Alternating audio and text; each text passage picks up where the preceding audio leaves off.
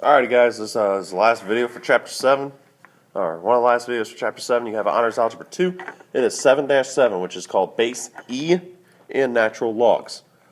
So we're going to change gears here for this section as far as what we've been doing. Like pi and the square root of 2, okay, so we know pi, 3.14, and you know the square root of 2. The number E is irrational. Okay, so now we're going to learn about this number called E.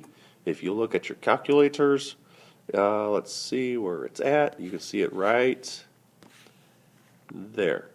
Okay, can't really zoom in at all, but it's right there, right above second ln. Okay, and we're going to learn what that ln button means today too. Basically, it's referred to as the natural base E for a lot of reasons, which we're not going to get into. You can write equivalent base E exponential equations for a natural logarithmic equation by the following. That's a lot of words. Basically what it means is this. A natural log, if you look here, ln of 4 that we just saw, equals x. It's just a normal log but with a base of e. Okay, so instead of writing log base e of 4, you can rewrite that as natural log, ln of 4. So that's the only difference. The natural log is just a normal log except a base of e. So like how common log has a base of 10, natural log has a base of e. It's just fancy writing, okay? You can still then, as you see from the flow of the problem here, you can still then do a switch. So you can go log base e of 4 equals x, switch 4 and x, cross out your log, e to the x equals 4. That's important because we're going to do a couple different switches and then rewrite as natural logs as we go through today, and then learn some different things as we work through with these logs, natural logs. So it's another log with a special base. There's two logs with special bases. Your common log has a base of 10. Natural log has a base of e. Okay, so first off, we're going to get some practice. We're going to write each exponential equation in logarithmic form. So what we're going to do is we're going to take the log. We're going to make log base e. Oops, not 8, log base e. There we go. 8 comes to the left, equals x. Okay, like you switched before. And the only difference is, since this is fancy talk for natural log, you rewrite it as natural log. So natural log. Okay, so ln, of 8 equals x.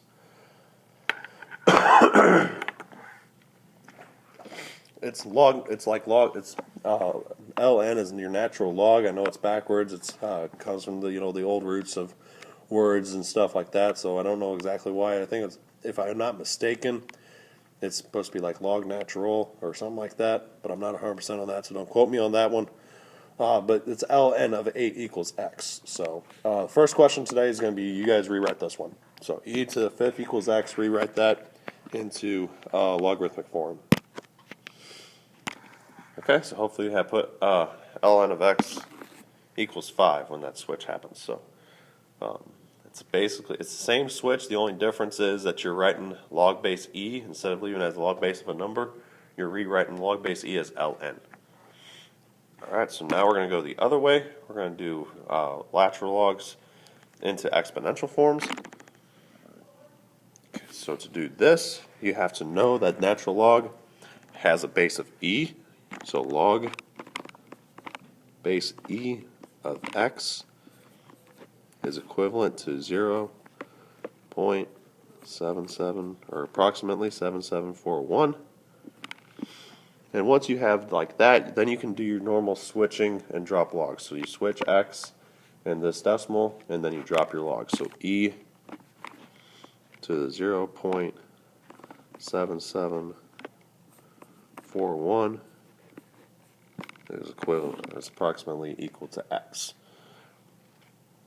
As you can probably guess, the next question is for you guys. Natural log of 10 equals x. Take that expression or equation, rewrite that into exponential form.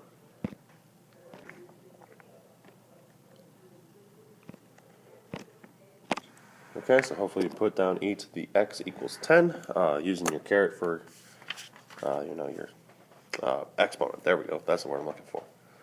So Other than that, with these questions, like you will have to know how to do some switching with your natural logs. Another style question that comes up in this section is one like this, where we're going to take an expression and rewrite it in as a single logarithm. Basically, it's going using your 7.5 properties. I don't fully understand why it's not in the 7.5 section, but they do show it here. I don't do a whole lot with this. This is more of a college algebra topic than it is an algebra 2 topic. Rewriting in single logarithms and expanding into big logarithms. But we're going to do, I have one here for you that I'm going to show you. So basically what you want to do is apply your properties so that way you can combine this all into one expression. So what we're going to do is we're going to first take the 2 and move it up, make it an exponent. So we're going to have natural log of 40 plus natural log of 1/2 squared, which ends up being 1/4, plus natural log of x. The basic of it is to tell you, you can, all the log properties that you used in 7.5 when we did the, combining with multiplication when we were adding two logs, dividing them when we were subtracting, and then moving your exponents, they apply to natural logs too because they're just normal logs. They're just fancy logs with the base of e. So since these are all pluses and sums, you can rewrite that as the natural log of 40 times 1/4 times x, and then simplify, 40 times 4 times x, which becomes natural log of 10x. You'll see a few of them in your homework. It's not going to be a pressing issue. Yeah. So you'll see a couple. Get some practice with that. It's just applying your properties. Not a huge issue. The big one, and obviously you can see the slide change color because this is super important and it's vibrant. I thought it was pretty cool to make the whole slide pink to make it make a point. Something we're not going to hit on too much in here, also because it's kind of college algebra topic, at least not yet, because natural base and natural log are inverse functions. So the natural log and the base of e are inverses. You can introduce them into equations to undo or to eliminate one another. For example, if you have e to the ln of x, this e, this ln cancel, and you have just this x left over. On the other side, if you take the natural log of e to the x, you have just x. So that's kind of where the rest of the day, the rest of this video, these equations we're going to do stem from, because that's how we're going to have to get our exponents down now, is because of these, and to cancel these out. This is how you're going to do it. When you have a natural log, you're going to take the e to both sides. When you have an e, you're going to take the natural log of both sides. So we're going to kind of work one, not super slow, but a little slower than normal probably. We have the first one here. We have 4 times e to the negative 2x minus 5 equals 3. And we're going to round that to the nearest thousandth. So first thing we want to do is get rid of that 5 right here. So we're going to add it over, which will give us 4 e to negative 2x equals 8. Now, if you looked back at the last slide, there was no numbers in front of e's when we took the natural logs of any of them. So then we're going to basically divide by 4, get rid of the 4 in front of the e. So divide by 4 here and here. It's going to leave us with e to the negative 2x equals 2. Okay, so now, since we're basically what you're going to do is you could still do what you've always done, and that's take a log of both sides from last section. The reason, though, we're going to do a special log is because of this base. So we're going to take a natural log of both sides. So ln of e to negative 2x equals the ln of 2. The reason we're doing a natural log is because there's a rule in logarithms that say if you have the same base, if you have the base on your log being the same thing as this, what you're taking the log of, essentially they cancel out. and you're left with the exponent itself. So this is a natural log, which means it has the log of a base e. You're taking the log of e, so those all cancel. So you basically bring this down, and this all becomes 1. So the whole left side cancels out to be negative 2x, which equals the natural log of 2. It's a pretty complicated step, but it's how you're going to cancel out that e. Otherwise, you have to take the common, if you would take the common log, you would have a common log, bringing it down, it'd be a complete mess. This way, you cancel it out. And it works with any base. Okay, so I'm going to show you guys after we finish this problem with what I'm talking about. Hopefully it helps it make a little more sense. To finish this problem, though, we're going to divide, obviously, both sides by negative 2. So x equals natural log of 2 divided by negative 2.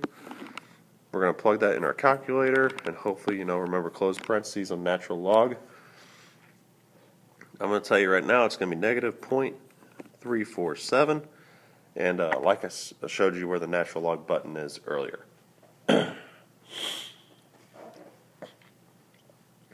So to hopefully make this make a little bit more sense as to why this works, I'm going to revert back to common logs on our calculators. So remember that a common log has a base of 10.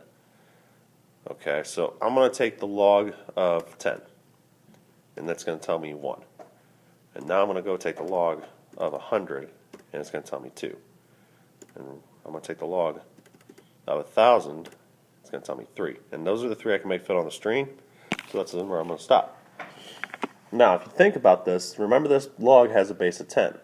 So log base 10 of 10 equals 1. Remember that the exponent on 10 is 1 here. Okay, so log base 10 of 10 equals the exponent that was on 10.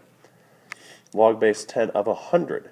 Remember how you can rewrite 100 as 10 squared. So log base 10 of 10 to the second equals 2. Same thing here. Remember how you can rewrite log 1,000. Log base 10 of 10 to the third equals 3. Okay, just to show you I'm not BSing you, watch this. Log base 3 of, let's go bigger, let's go 81. It's going to be 4, because remember you can rewrite 81 as 3 to the 4th. So that works with all of those natural logs. That works with all the logs. That's a general log rule. So that's why it works, because whenever you take a natural log, its base right here is going to be e. So if I take the natural log of e to the third power, it'll tell me 3. Okay, so that's why this cancels out. So this all becomes basically allows you to bring the exponent down, the natural log and the e cancel each other out.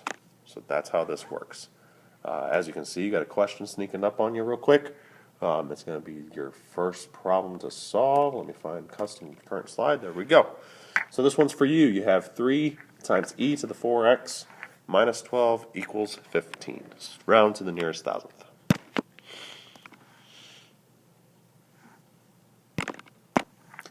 Okay, so pretty much the same exact process. You're going to add 12 over first to give you 27. Divide by 3 to give you 9. Take natural log of both sides. Brings the 4x down. Cancels these out. So you have 4x equals natural log of 9. Divide by 4. Plug in your calculator. X equals 0.549.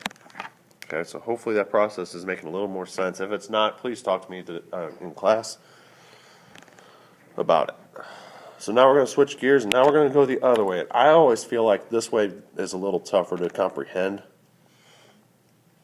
So now we are starting with a natural log, and we need to get rid of it. So if you notice the first two, we started with e's. This one, we're starting with a natural log in our problem.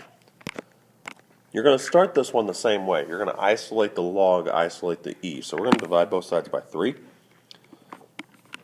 So the natural log of 4x equals 8. Okay, now, off to the side, before I move on, I'm going to write this old problem down. So it would be 2 to the 2x plus 3 equals 2 to the x plus 1. Something like that, something simple. The question I have for you now is, in that problem, what would the next line of work be? Okay, so from here, think back to when you recognize this, the next line of work would say what? Okay, hopefully you said you would either wrote it out or you said you set the exponents equal to one another, but you have 2x plus 3 equals x plus 1, and then you would solve it, okay? Now, instead of doing from here to here, I'm going to go from here to here, okay? So you can do this as a two-way street. You can set these expressions to exponents underneath any base. The base I'm going to pick is e. All right, so I'm going to take e to both sides. So the right side, to make it make sense, first I'm going to do e to the 8th. The second left side will be e to the natural log of 4x. Okay, now think back to that pink slide when it said e to the ln of x equals just x. Okay, well x can be whatever is right here. In this case it's 4x. So e to the ln cancels, the 4x comes back down. So you have 4x equals e to the 8th. You divide by 4, you get x equals e to the 8th divided by 4.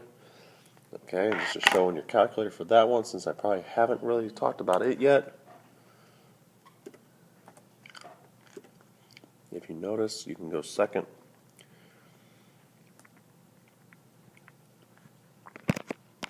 You can go second, natural log, that brings up your e.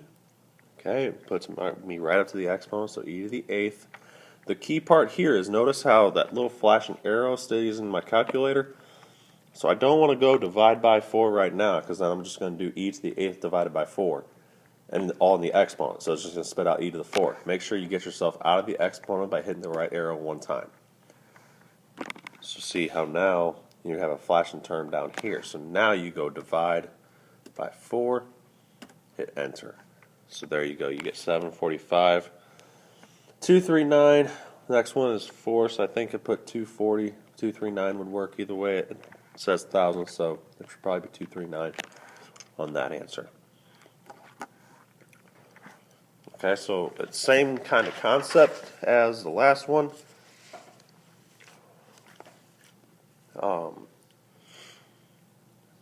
A little bit different problem here. We could have one like this. Solve the natural log of x minus 8 to the 4th equals 4. Since you already have the natural log isolated, your first step could be to take the e's of both sides. So raise them to an e power. So e to the ln of x minus 8 to the 4th equals e to the 4th. Remember, the e to the ln part cancels out. You have x minus 8 to the 4th equals e to the 4th. And hopefully we remember from chapter 6 that to undo the 4th powers, we're going to take 4th roots so that they cancel out. So x minus 8 equals just the number e. We're going to add 8 to that. So e plus 8. Alright, so if you have to write that one down real quick, hopefully that one makes sense. Like I said, you start by taking the e's of both sides like we did on the last one. The left side cancels out. You're left with just the binomial to the 4th power. Take a 4th root right here. I didn't show that. I can do that here in yellow.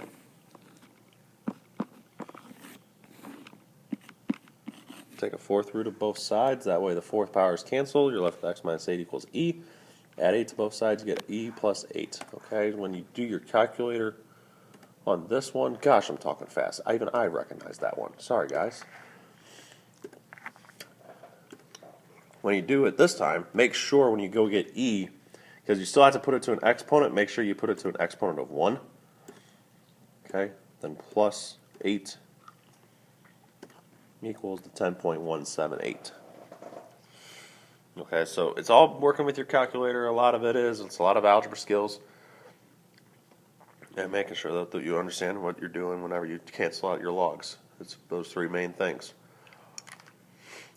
The nice part about logs, not really nice, but the cool part is that now you can start doing different solvings of the word problems from earlier in the chapter. And before we do that, we're going to move into the different type of interest problem, which is called continuously compounded interest. So this is the second formula you have to know. You have calculate continuously compounded interest by using the following formula. A equals P times e to the RT power. The nice part about this formula is all the variable terms stay the same. A is still the amount after T number of years, P is your principal, R is your rate, T is the time. So everything stays the same. The only difference is it's a little smaller formula. I call it PERT formula, A equals. And the nice part now, or at least for me, maybe not for you guys, but now I can ask you all different kinds of questions because now you know how to bring exponents down. So this goes for what we're going to talk about now. This goes for whenever I ask you 7.2 questions also, because now you know how to bring down exponents, which we didn't know when we did 7.2. Now you do. So there could be some compound interest problems, non-continuous, where I ask you different questions also. So we got one problem to work through. Let's begin so we can get this video overdone. So when Angie was born, her grandparents deposited $3,000 into a college savings account paying 4% interest compounded continuously. Number 1, assuming no deposits or withdrawals, what will be the balance after 10 years? So remember for this, your formula is A equals P times E to the RT power. So that's what we're going to use for number 1. So I'm going to take this part by part, and once we're done with the parts, obviously I don't have a lot of room to work with, and I write big. Go part by part, and then I'll shrink it down. So part 1, we want to know the count or the amount of money in the account after 10 years. So we're looking for A. So A equals the principal amount's $3,000. We don't know. We know E. We know the rate is 4%, so as a decimal that'd be 0.04. And we know the time is 10 years. So we have A equals 3,000 times E to the 0.4 power. And when you do that one in your calculator, hopefully you get that one right. I'm not going to show that work because I don't want to destroy my drawings. You should get $4,475, and I believe it's rounded up to 47 cents. So there's part A. Straight plug and chug, just like it used to be. We'd always solve for everything prior to this one. Now that we get to number 2, that's going to change. So let me shrink this all down, move it to the side.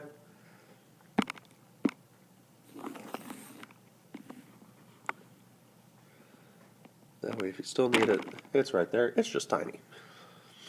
Okay, number 2. How long will it take? Can't really see the blue, can you? How long will it take for the balance to reach $10,000? So now we know where we want to end up. We want to end with $10,000. We're still going to start with our principal of $3,000. We still have the E. We still have the 0.04 interest rate. What we don't know now is how long. We don't know T.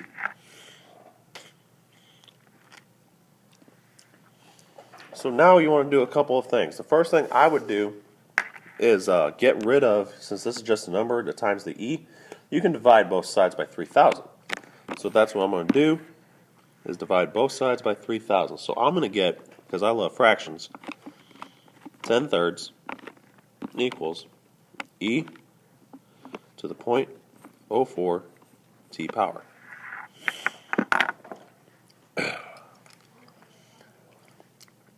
Now that I have E isolated, I can take the natural log of both sides, just like we've been doing. So the natural log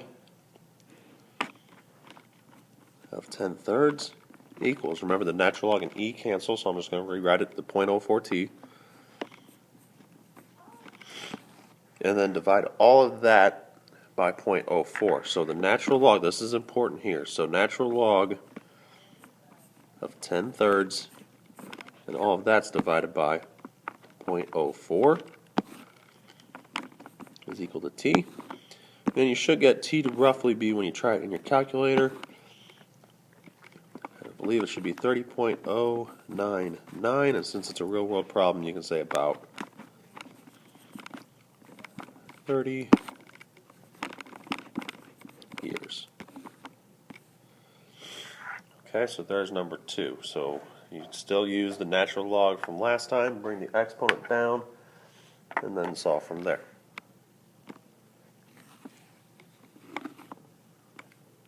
Shrinking that one down.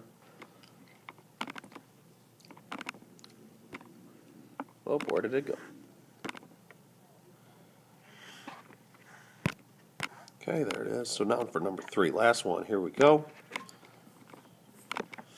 If her grandparents want Angie to have $10,000 after 18 years, how much would they need to invest? So now we know where we want to end up.